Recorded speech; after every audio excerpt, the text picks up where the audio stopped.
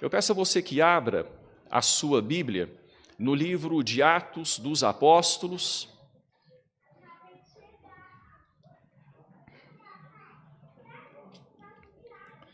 Atos dos Apóstolos,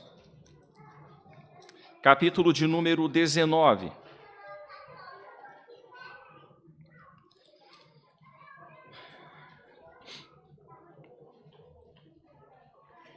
Faremos, irmãos, a leitura dos versículos 21 até o versículo 1 do capítulo 20. Atos dos Apóstolos, capítulo 19, versículo 21 até o capítulo 20, versículo 1. Muito interessante essa leitura. É uma leitura narrativa, ela não traz em si especificamente uma doutrina apresentada, exposta, mas ao lermos esse texto e vermos diversos planos que pessoas fizeram, dá para percebermos de forma muito clara a condução de Deus, o Deus soberano, sobre a vida dos seus e sobre a história. E nós vamos falar sobre isso nesta noite. A condução do Deus soberano sobre a vida dos seus e sobre a história. Planos humanos, planos divinos. Os divinos prevalecem. Acompanhe silenciosamente em sua Bíblia a leitura do texto, versículo 21 de Atos 19, assim o texto diz: Cumpridas estas coisas, Paulo resolveu no seu espírito ir a Jerusalém, passando pela Macedônia e Acaia, considerando, depois de haver estado ali, importa-me ver também Roma. Tendo enviado à Macedônia 2 daqueles que lhe ministravam, Timóteo e Erasto, permaneceu algum tempo na Ásia. Por esse tempo, houve grande alvoroço acerca do caminho, pois um ourives chamado Demétrio, que fazia de prata nichos de Diana e que dava muito lucro aos artífices, convocando-os juntamente com outros da mesma profissão, disse-lhes: Senhores, sabeis que deste ofício vem a nossa prosperidade, e estais vendo e ouvindo que não só em Éfeso, mas em quase toda a Ásia, este Paulo tem persuadido e desencaminhado muita gente, afirmando não serem deuses os que são feitos por mãos humanas. Não somente há o perigo de a nossa profissão cair em descrédito, como também o de o próprio templo da grande deusa Diana ser estimado em nada e ser mesmo destruída a majestade daquela que toda a Ásia e o mundo adoram. Ouvindo isto, encheram-se de furor e clamavam: Grande é a Diana dos Efésios!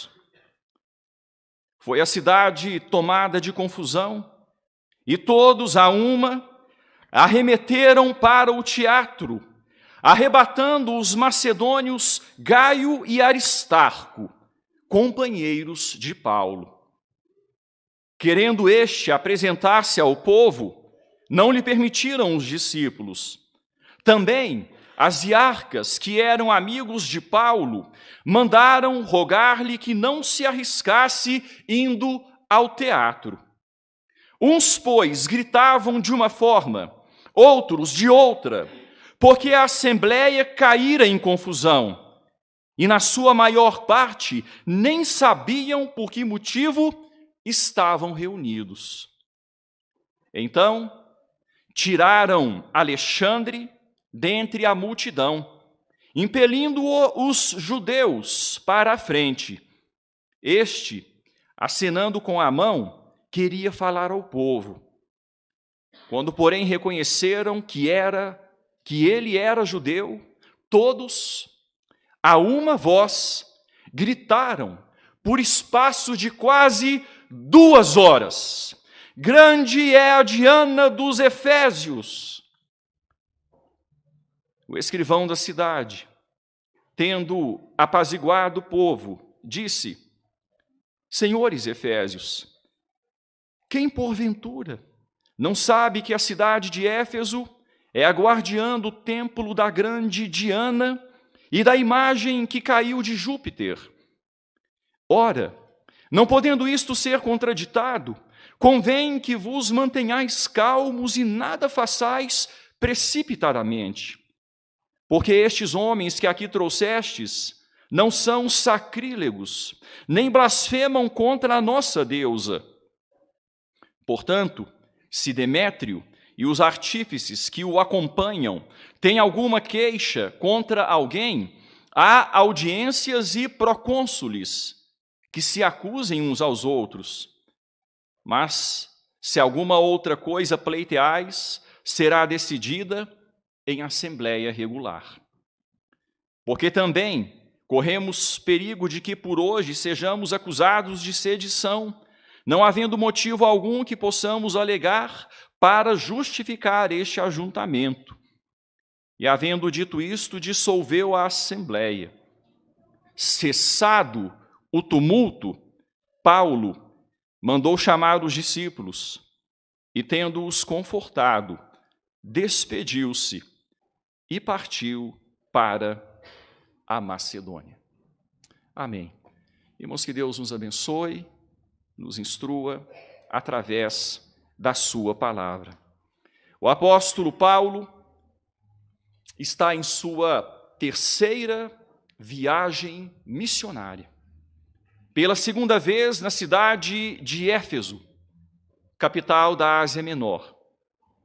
A obra realizada por ele, no decurso de 2 anos e 3 meses, teve um resultado surpreendentemente fantástico, com operação de milagres extraordinários, obras não comuns de poder, conforme podemos ler nos versículos 8, 10 e 20. 3 anos, 3 meses na sinagoga, 2 anos na escola de Tirano. Após esse tempo, cerca de 9 meses se passaram. O tempo que Paulo permaneceu neste 2º momento na cidade de Éfeso, conforme lemos em Atos 20 e 31, foi de 3 anos. 3 anos. 3 meses na sinagoga, 2 anos na escola de Tirano, então mais 9 meses. E nós chegamos aqui no nosso texto, versículo 21, depois desses 9 meses, narrados a partir do versículo de número 20 da nossa última pregação. Quase não temos registros acerca desses 9 meses. O que temos está aqui no texto lido, o final desse tempo. Nele aprendemos uma importante lição sobre planos humanos e planos divinos. Lição que pode ser bem expressa resumidamente em Provérbios 16, versículo 9. O texto que diz: o coração do homem traça o seu caminho, mas o Senhor lhe dirige os passos. O coração do homem traça o seu caminho, mas o Senhor lhe dirige os passos. O Deus soberano dirige a história. E, de forma especial, o caminho dos seus servos. Existe um livro interessante do pastor Aníbal dos Reis, ex-padre convertido. Esse livro, Senhora Aparecida, é um livro que conta um pouco da história dele e conta um pouco da história da Senhora Aparecida. Ele fala da imagem achada por pescadores e que veio a se tornar a imagem entronizada como padroeira do nosso país. Aníbal dos Reis conta que, quando formado, ele foi encaminhado para ser um dos sacerdotes lá de Aparecida do Norte. E ele foi grandemente privilegiado no seu modo de entender, ele poder servir ali em Aparecida do Norte, no santuário de Aparecida. E ele fala que ele se levantava cedo, ia para o santuário e ali prestava a sua adoração à Aparecida. E ele começou a perceber que outros sacerdotes ali começaram a fazer ironia acerca dele, acerca da adoração dele à Aparecida. E ele então ficou intrigado com aquilo e eles disseram: olha, você crê nisso mesmo? Você crê nisso mesmo? E o Deus que dirige a história foi abrindo os olhos dele, de modo que ele foi entendendo a palavra de Deus. Ele foi compreendendo o Evangelho, deixou a idolatria, se tornou um pastor, servindo ao Senhor aqui no Brasil, na Igreja Batista. Pastor Aníbal dos Reis. Ele escreveu diversos livros, entre eles esse, onde ele conta um pouquinho da sua história e um pouco da história da Senhora Aparecida, de como seus olhos foram abertos pelo Evangelho. O apóstolo Paulo, na cidade de Éfeso, estava sendo instrumento de Deus para que muitos tivessem os olhos abertos para conhecerem o Deus verdadeiro e saírem da idolatria. A sociedade estava mudando. A sociedade estava mudando em diversos aspectos. Veremos no nosso texto. A economia estava mudando. Isso começou a incomodar. Isso começou a levantar oposição. E o tumulto se estabeleceu. Mas o Deus soberano dirige a história. E principalmente dirige a vida dos seus servos. Vamos ver planos que foram traçados. Em primeiro lugar, nós vamos observar que o texto fala do plano de Paulo, o apóstolo de Cristo. Se você voltar os seus olhos para os versículos 21 e 22, vamos ver os planos traçados por Paulo. Cumpridas estas coisas. Que coisas foram cumpridas? Os seus 3 meses na sinagoga, os seus 2 anos na escola de Tirano, escola que ele alugou, com os recursos das igrejas da Macedônia, que enviaram a oferta que possibilitou isso acontecer. Cumpridas estas coisas, momentos de milagres extraordinários, manifestações não comuns de poder, a palavra prevalecendo poderosamente. Cumpridas estas coisas, Paulo resolveu no seu espírito ir a Jerusalém. Plano dele, a obra deveria continuar. Ele tinha um projeto bem especificado de vida. Ele iria para Jerusalém. Ele tinha um porquê para fazer isso. Ele passaria pela Macedônia, ao norte. Ele voltaria a Acaia, ao sul. E ele considerava, depois de haver estado ali, importa-me ver também Roma. Passando então pela Macedônia, pela Acaia, ele faria um recolhimento de donativos, de ofertas, que seriam alçadas, levantadas para as igrejas pobres da Judéia. E ele então tinha esse propósito.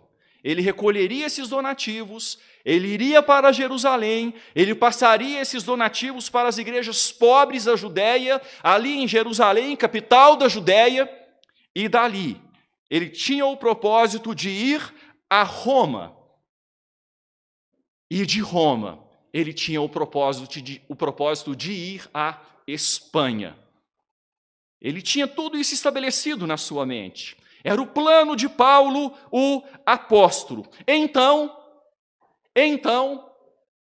preparando-se para o cumprimento de seus planos, enviou a Macedônia 2 daqueles que lhe ministravam, o pastor Timóteo e Erasto. Eram companheiros que estavam com ele.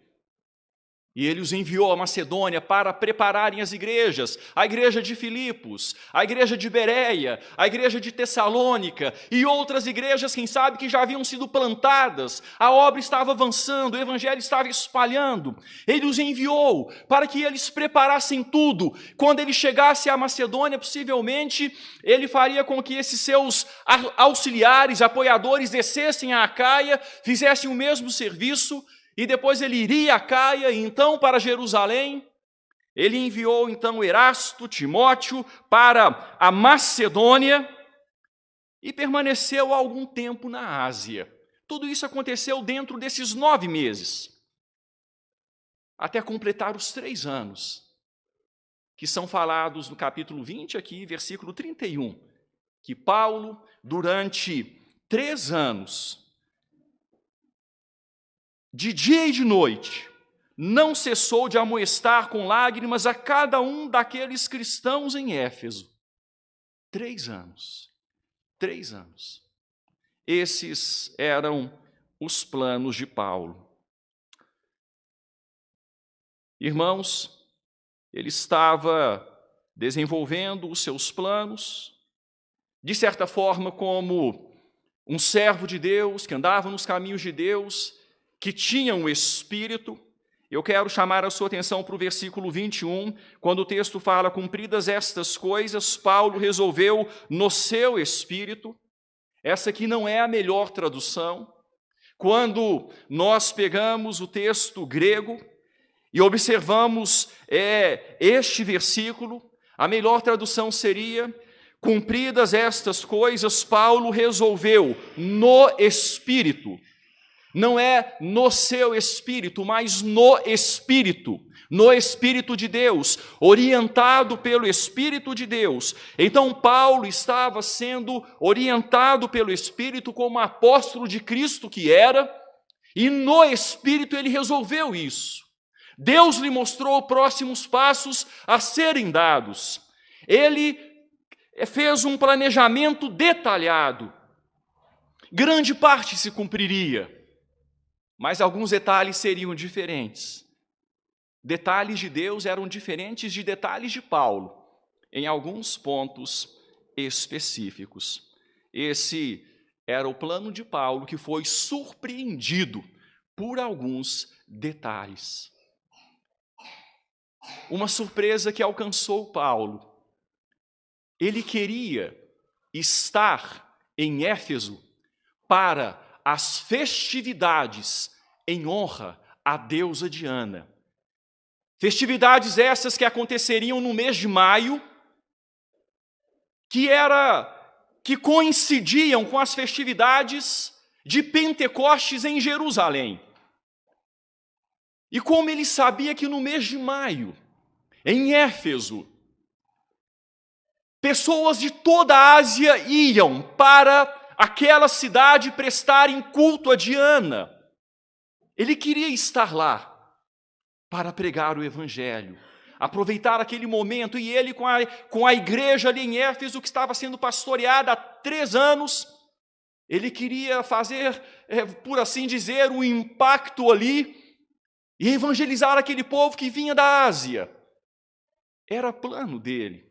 Olha para você ver, por favor, abra a sua Bíblia rapidamente. Em 1 Coríntios 16, o apóstolo Paulo escreveu suas cartas aos Coríntios nesta ocasião, nesse tempo em Éfeso, quando ele estava em Éfeso, surgiram as cartas aos Coríntios. Então, em 1 Coríntios, capítulo de número 16,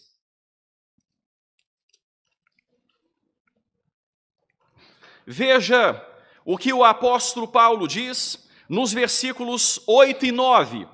planos humanos, planos do apóstolo.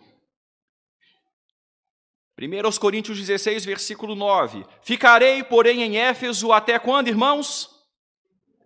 Até o Pentecostes. Ficarei em Éfeso até o Pentecostes. E a história nos mostra o porquê disso. Coincidia com a festa em adoração a Diana, festividades em honra a Diana. Ficarei, porém, em Éfeso até o Pentecostes, porque uma porta grande e oportuna para o trabalho se me abriu, e eu quero aproveitar isso, e são muitos os adversários. Eu vou ficar, e eu vou esperar a festa, e após a festa, então, após esse momento, final de maio, eu prosseguirei a minha viagem para a Macedônia. Deus mudou esse detalhe. Ele não permaneceu em Éfeso até o Pentecostes. Ele precisou sair antes. O plano de Paulo coincidiu em grande parte com o plano de Deus, porque ele era servo de Deus. Mas os detalhes foram traçados por Deus e não por Paulo. Em seguida, irmãos, nós vemos um segundo plano. O plano de Demétrio, o ourives. São planos que vão sendo traçados, e planos que em muitos pontos se chocam. O plano de Demétrio, o ourives. Veja então a partir do versículo de número 23, por esse tempo, enquanto Paulo fazia os seus planos, enquanto Paulo se preparava, por esse tempo, por outro lado, houve grande alvoroço acerca do caminho. O caminho, uma forma poética, uma forma bonita de falar acerca do cristianismo, era o caminho. O livro de Atos cita esta forma por diversas vezes. O caminho. Jesus disse: eu sou o caminho. Não há salvação em nenhum outro, porque não há outro nome dado entre os homens pelo qual importa que sejamos salvos. Ele era o caminho. E os cristãos eram conhecidos como aqueles do caminho. E houve, pois, um grande alvoroço acerca do caminho. Um ourives chamado Demétrio, que fazia de prata nichos de Diana e que dava muito lucro aos artífices. Demétrio era um ourives, um artesão, um joalheiro, mas além disso tinha tino político, tinha veia política. Era líder de algo que se assemelhava ao que conhecemos hoje como um sindicato, como uma agremiação de classe. Então este homem, Demétrio, que tinha a sua profissão, mas tinha o seu lado político também, convocou um ajuntamento de artífices, juntamente com outros da mesma profissão, outros que trabalhavam num trabalho de turismo religioso, produziam aqueles presentes que são bem comuns, conforme já citamos, por exemplo, aqui no nosso Brasil, quando consideramos a Aparecida. E há o turismo chamado religioso, não só lá, mas em outros lugares também. Lembranças do lugar, estive em Aparecida e me lembrei de você, algo assim. Então, eles faziam nichos que eram réplicas do templo de Diana. Eles faziam miniaturas da deusa Diana. E ali eles vendiam. E de forma especial, nas festividades do mês de maio, quando toda a Ásia se dirigia a Éfeso. Se formos pensar aqui no Brasil, algo que se assemelha ao mês de outubro, em Aparecida do Norte. As pessoas se dirigiam então a Éfeso, nessa data específica, estava chegando, E eles, querendo evitar que Paulo atrapalhasse ainda mais do que já estava atrapalhando, reuniu os artífices, outros da mesma profissão que trabalhavam no turismo religioso, e ele disse: senhores, sabeis que desse ofício vem a nossa prosperidade. Nós somos prósperos, o nosso alcance é vasto, toda a Ásia, todas as cidades da região, nós temos alcançado proeminência. Demétrio foi sábio no seu discurso. Ele mexeu com o brio daqueles homens, mexeu com a honra deles, mexeu com o bolso deles. Olha, vem a nossa prosperidade desse ofício. E ele continua: e vocês estão vendo, não é de agora, já tem 3 anos. Não é de agora, vocês estão vendo com os olhos, vocês estão ouvindo com os ouvidos, não só aqui na capital da Ásia Menor, não só em Éfeso, mas também em toda a Ásia. Esmirna, Pérgamo, Tiatira, Sardes, Laodiceia, outras cidades, não só em Éfeso, mas em toda a Ásia. Este Paulo, e a forma aqui é uma forma depreciativa, quando ele fala este Paulo, fala com escárnio, tem persuadido, tem usado um discurso convincente, um discurso argumentativo, que tem levado pessoas a convicções. Ele tem persuadido e tem desencaminhado muita gente. Muita gente tem sido desencaminhada por esse Paulo. Irmãos, olha o ponto de vista desse homem. Para ele, Paulo estava desencaminhando. Paulo estava alcançando vidas com a mensagem da salvação. Mas ele tem desencaminhado muita gente, afirmando não serem deuses os que são feitos por mãos humanas. Irmãos, isso era feito no discipulado pessoal. Nós vamos ver aqui pela frente. Paulo não agiu de forma agressiva. Paulo não pegou uma imagem da deusa Diana e a chutou publicamente. Não foi de forma agressiva. Era no discipulado pessoal. Aqui nós nos lembramos de Paulo em Atenas, quando ele, passando pela Acaia, na cidade de Atenas, ao invés de chegar criticando, ao invés de chegar falando palavras duras, ele elogiou os atenienses. Senhores atenienses, em tudo vos vejo acentuadamente religiosos, pois passando e observando os objetos de vosso culto, encontrei um altar no qual estava escrito ao Deus desconhecido.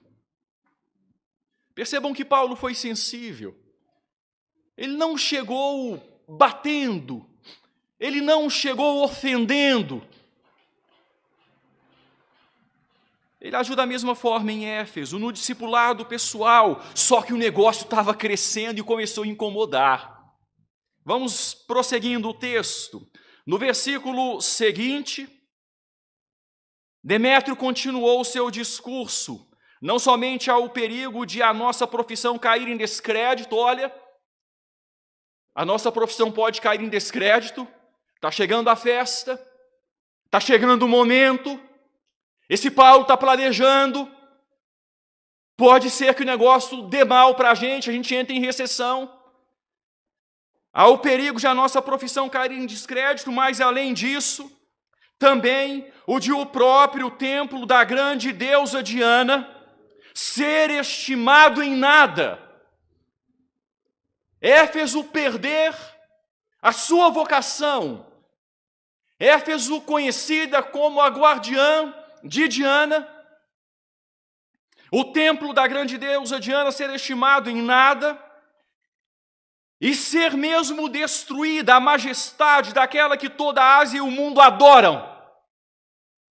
Ele usou bem as palavras, ele foi persuasivo, ele foi bem nos argumentos, ele causou uma histeria coletiva. Demétrio incendiou aquele povo. Ele é a causa. Esse homem é a causa dos riscos que nós estamos correndo. A nossa grande deusa, Diana, inicialmente Artemisa, depois Ártemis, agora para os romanos, Diana, filha do deus Júpiter, irmã do deus Apolo.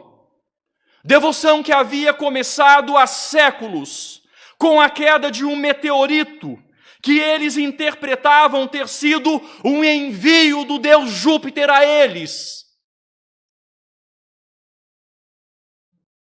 enviando-lhes uma imagem de sua filha. Eles pegaram esse meteorito e eles começaram a adorar aquilo.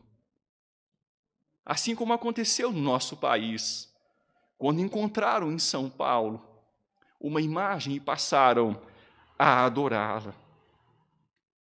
Eles construíram um imponente e luxuoso templo, considerado uma das 7 maravilhas do mundo antigo, algo fenomenal, o Templo de Diana. E nele estava a imagem que caiu de Júpiter, uma enorme estátua de Diana que foi construída por eles, uma mulher repleta de seios em seu tronco. Se você quiser depois consultar, fazer uma pesquisa, é fácil de encontrar informações sobre isso na internet. Demétrio mexeu com eles como classe, com a honra deles. Agora, no final do seu discurso, Demétrio mexeu com a fé deles e com o patriotismo deles. O plano de Demétrio interferiu no plano de Paulo. Nós vamos ver que no desdobramento aqui da história, não havia mais qualquer condição de Paulo permanecer em Éfeso. Mas não seria como Demétrio esperaria. Vamos continuar o texto. Nós vemos um terceiro plano. Na verdade, uma falta de plano. Os irmãos vão entender. Em terceiro lugar, o texto apresenta para a gente uma multidão sem plano, usada como massa de manobra.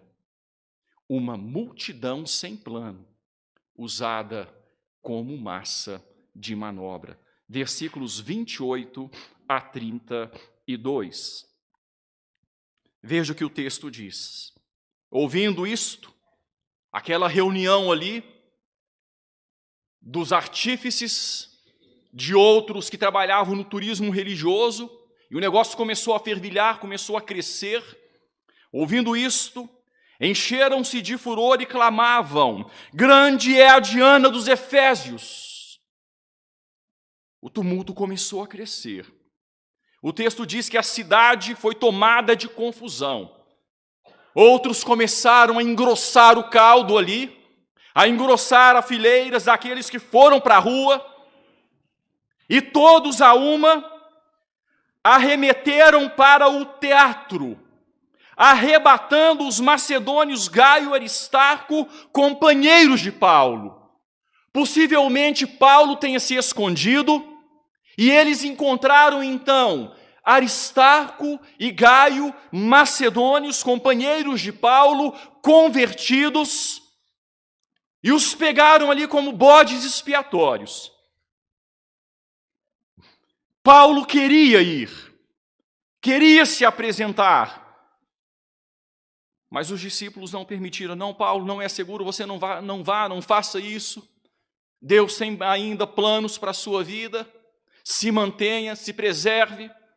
Paulo queria se apresentar, mas não pôde. Também as iarcas, que eram amigos de Paulo, mandaram rogar-lhe que não se arriscasse indo ao teatro. As iarcas faziam parte da alta classe social da cidade, líderes, pessoas de renome, e eram amigos de Paulo. Durante 3 anos, Paulo fez amizades ali, e eles disseram: Paulo, não faça isso, Paulo, não vá. E a multidão foi para o teatro. Irmãos, o teatro de Éfeso, se não o maior, era um dos maiores teatros da antiguidade. Esse teatro comportava 25.000 espectadores. Era muita gente. Se não o maior dos maiores da antiguidade. Ali aconteciam as festividades dos gladiadores, onde homens lutavam com feras. Diante daquele teatro abarrotado de gente,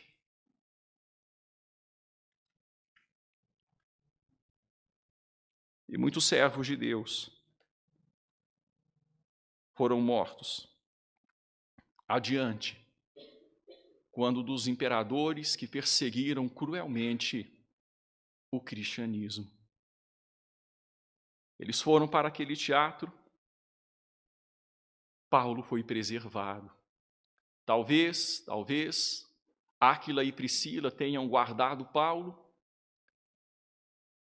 Paulo fala em Romanos que Áquila e Priscila arriscaram a vida por causa dele. Talvez tenha sido nesse momento. Talvez. Nós vemos uma multidão sem plano, incendiada, usada como massa de manobra.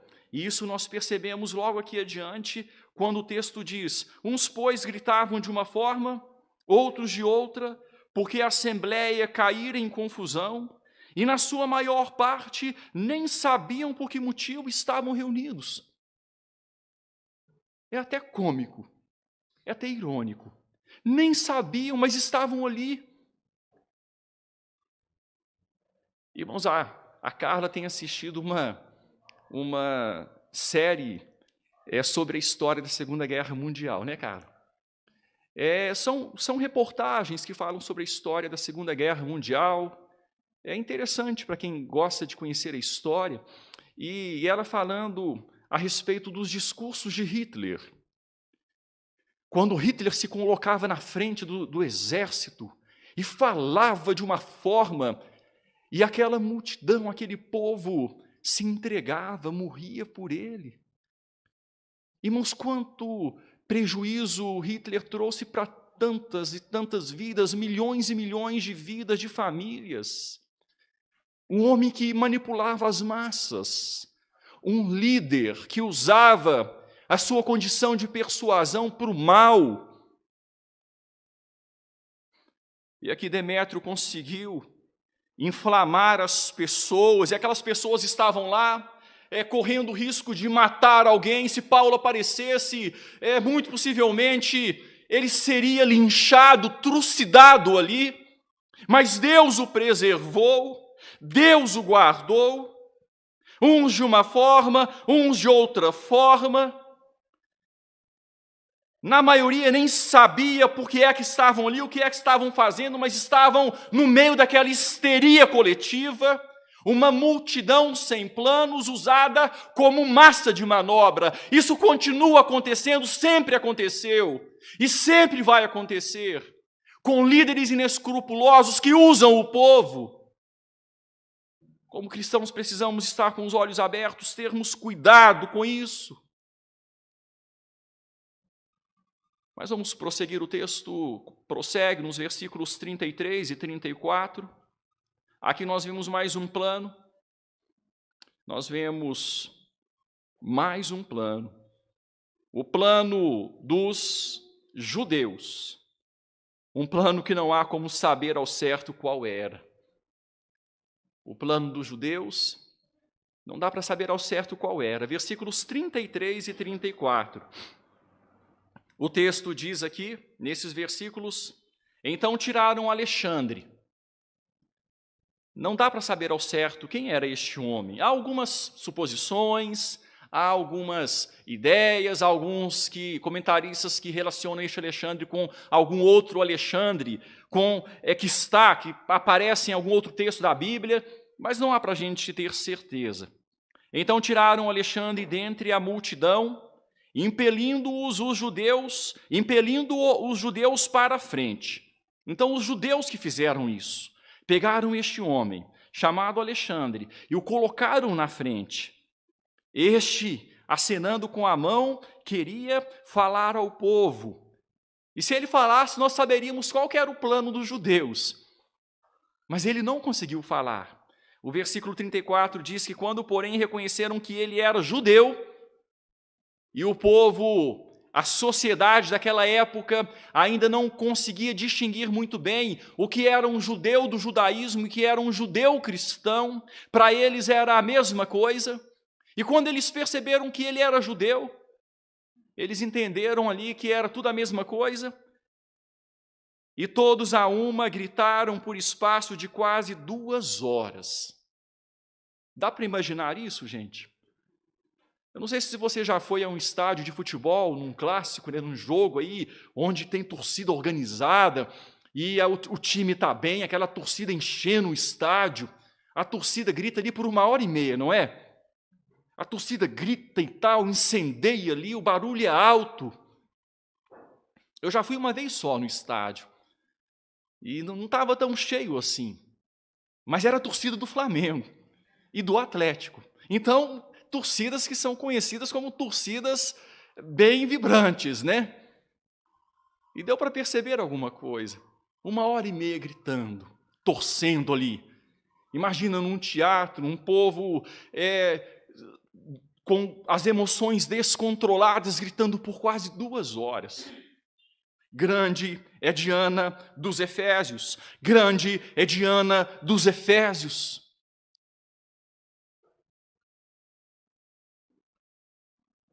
Alexandre não pôde falar o que queria falar. Caso Alexandre fosse um judeu do judaísmo, pode ser que ele iria dizer que aquela confusão nada tinha a ver com eles, que a culpa era de Paulo e dos cristãos. Se ele fosse um judeu do judaísmo. Mas é mais possível, conforme, por exemplo, João Calvino diz, é mais possível, contudo, que ele fosse um judeu do cristianismo. Nesse caso, teria sido impelido à frente pelos judeus do judaísmo para ser ali como que uma vítima. Alguém que, ao falar, iria ser, quem sabe, vítima como Estevão foi em Jerusalém e ser linchado pela multidão. Mas ele não falou. E nós vemos aqui que o plano dos judeus, um plano que não há como saber ao certo qual era. Às vezes nós ficamos em dúvidas, irmãos, na nossa vida também. Às vezes, no meio de tantas informações, a gente fica com a mente cheia de dúvidas. A gente fica sem saber ao certo qual é a verdade. A gente precisa muito de orar e pedir instrução a Deus para nos guiar na nossa caminhada. Eu quero prosseguir, irmãos, um quinto plano que nós vemos aqui, um quinto plano que o texto apresenta. O quarto plano, seja qual for o plano dos judeus, né? Não deu certo, não deu para a gente saber que plano era, mas o quinto plano, o plano do escrivão da cidade.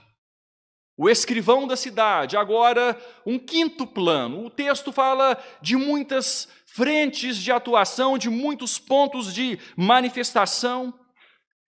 O escrivão da cidade, versículo 35. E o texto diz então que o escrivão da cidade era um cargo de bastante renome, de bastante importância, ficando na política romana, vamos dizer assim, na organização romana, dentro da província, ficava apenas abaixo do procônsul, o escrivão da cidade, apenas abaixo do procônsul, que era da província, e na cidade, então, tinha o escrivão. E ele era um homem sábio, muito sábio. O texto não fala o nome dele, o texto diz apenas que ele conseguiu apaziguar o povo.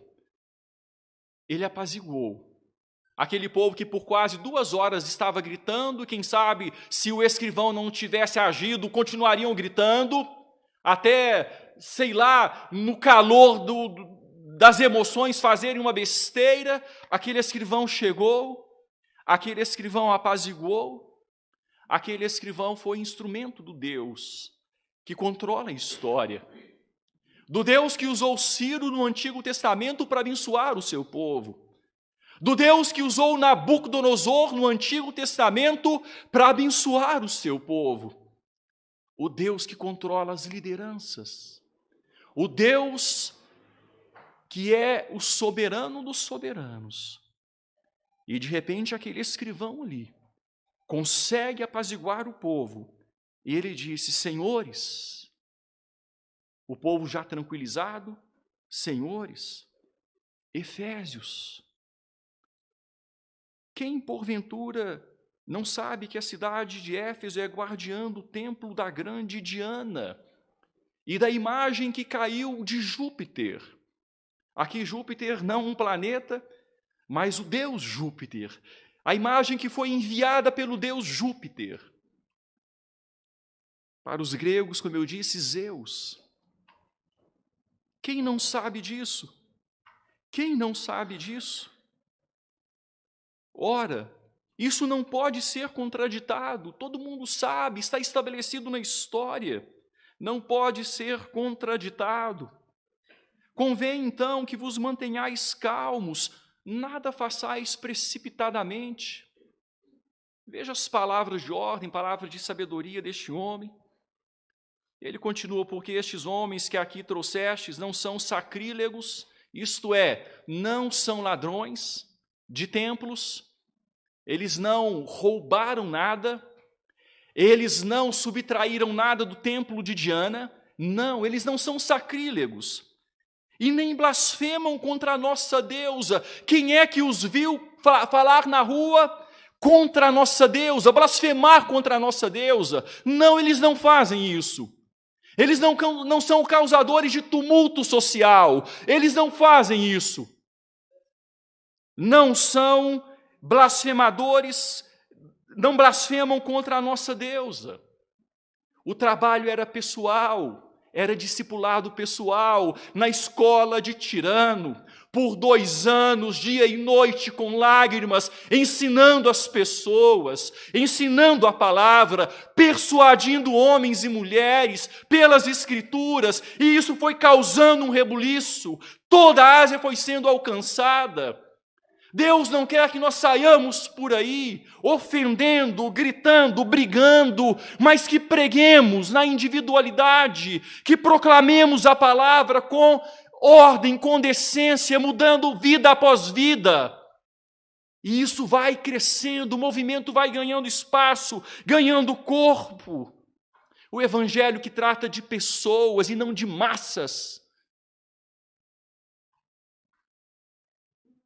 Eles nem blasfemam contra a nossa deusa. Portanto, se Demétrio e os artífices que o acompanham têm alguma queixa contra alguém, há audiências de procônsules que se acusem uns aos outros. A cada 3 meses há uma audiência com o procônsul na nossa cidade. A cada 3 meses, que eles venham e apresentem a demanda. Mas se alguma outra coisa pleitear, será decidido em assembleia regular. Na cidade havia 3 vezes por mês a assembleia local, há assembleias regulares também, que eles então pleiteiem isso na assembleia regular. Porque também corremos risco de que por hoje sejamos acusados de sedição, não havendo motivo algum que possamos alegar para justificar esse ajuntamento. Olha, o negócio está perigoso, nós podemos ser acusados, e Roma O império que tem nos dado liberdade pode vir, intervir aqui por causa de sedição. E havendo dito isto, dissolveu a assembleia, apaziguou os ânimos, apaziguou os ânimos ali. A assembleia foi dissolvida, todos foram embora para casa. Foi o quinto plano. A gente chega ao final. O sexto plano, o plano de Deus, aquele que prevaleceu. Versículo de número 1 do capítulo 20. Cessado o tumulto, passou.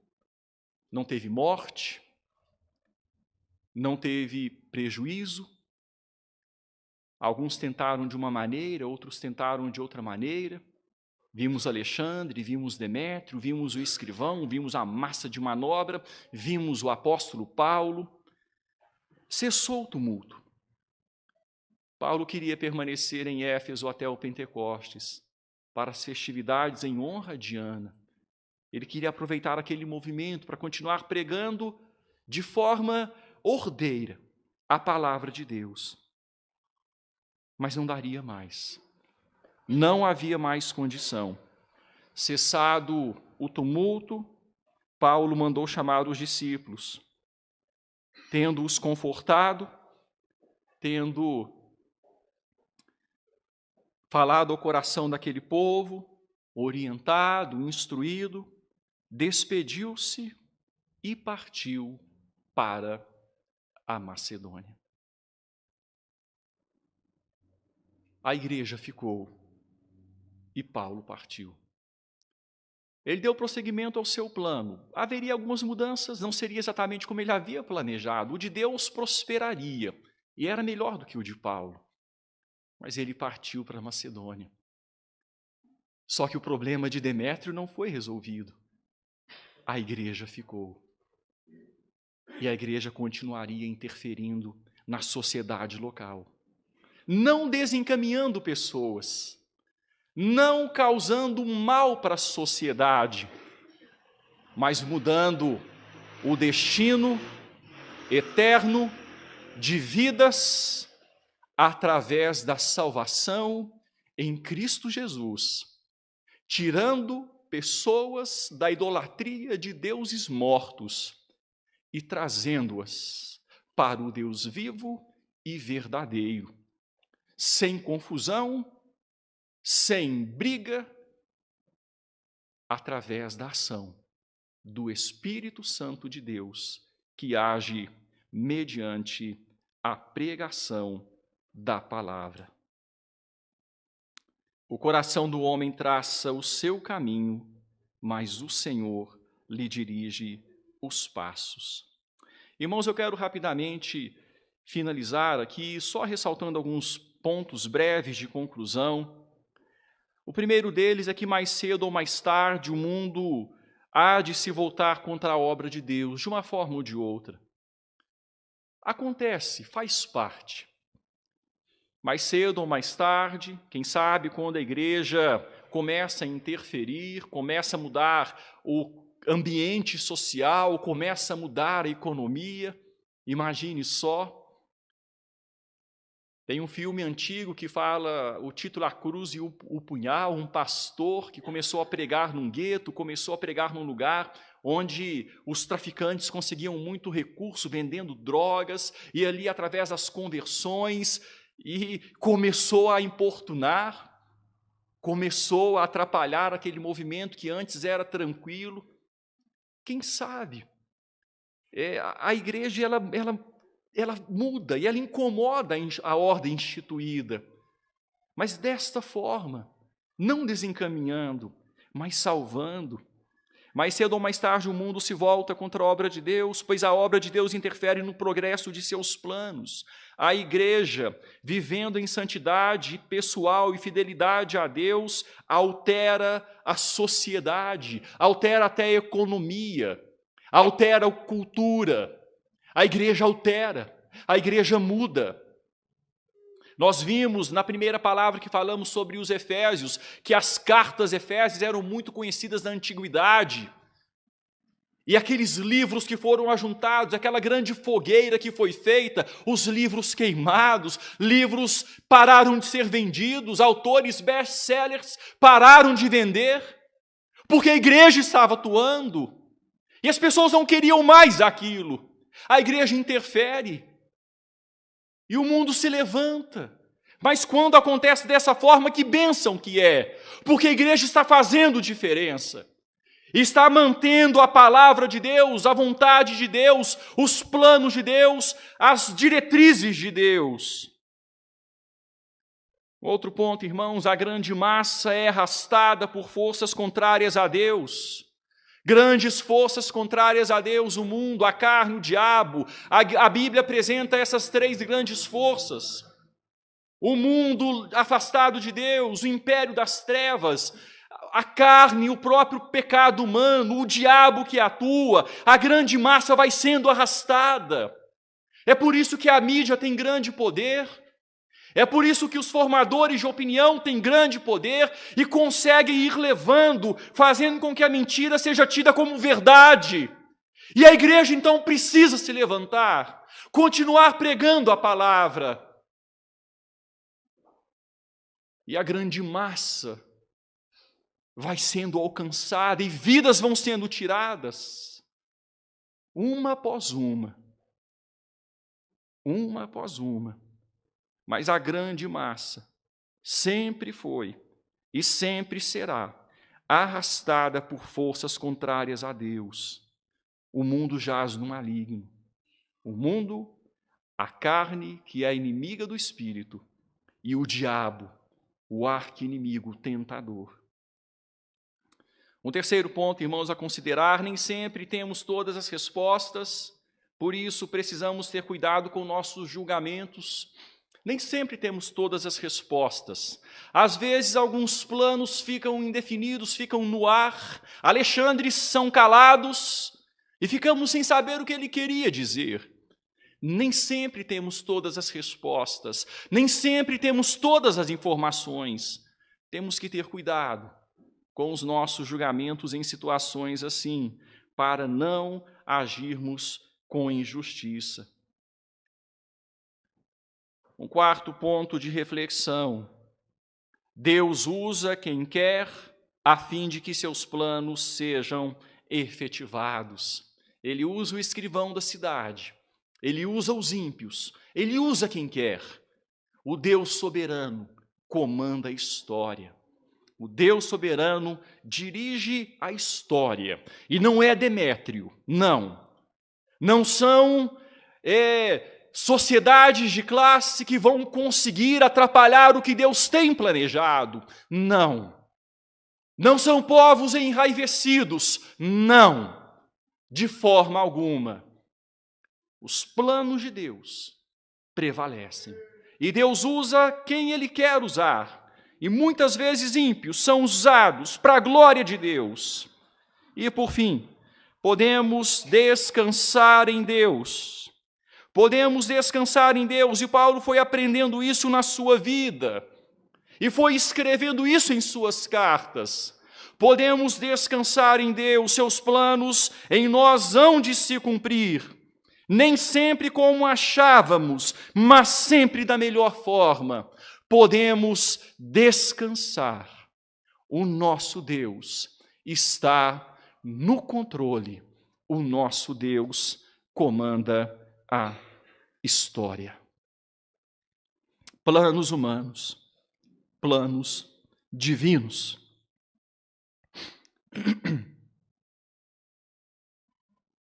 Como este texto, irmãos, nos orienta nesse sentido. Eu peço a você que feche os seus olhos e tenha um momento de oração silenciosa. O texto tem tanta informação, tem mais informação do que a gente pode ressaltar, mas o Espírito fala o que precisa ser falado. Coloque a sua vida nas mãos do Senhor, meu irmão, minha irmã. Deus conhece os intentos do seu coração, Deus conhece os seus planos, Deus conhece a sua vida. E que bom saber que no Espírito os planos dos cristãos são planos que em grande parte coincidem com os planos do próprio Deus. Coloque os seus planos diante do Senhor. Fala: Deus, eis os meus planos, o meu coração os faz, o meu coração tem desejos, o meu coração tem anseios, mas eu quero que os planos do Senhor sejam sempre vivenciados por mim. Planos que são melhores que os meus. Não me deixe ficar cego, não me deixe ficar endurecido. Ajuda-me a ter sensibilidade, discernimento para entender os seus planos e que o Senhor dirija os meus caminhos. Como igreja, que Deus nos oriente, que Deus nos instrua, que Deus nos use para abençoar a nossa sociedade. E quem sabe, havemos de ser tidos como alguns, como desencaminhadores. Se for como o texto diz, que bênção será. Desencaminhando vidas da perdição para o caminho eterno. Desencaminhando vidas da adoração de deuses mortos para a adoração do Deus vivo e verdadeiro. Que Deus nos use como igreja. E no fim que aquietemos o nosso coração. O nosso Deus. O Deus que comanda a história. É o Deus que nos ama.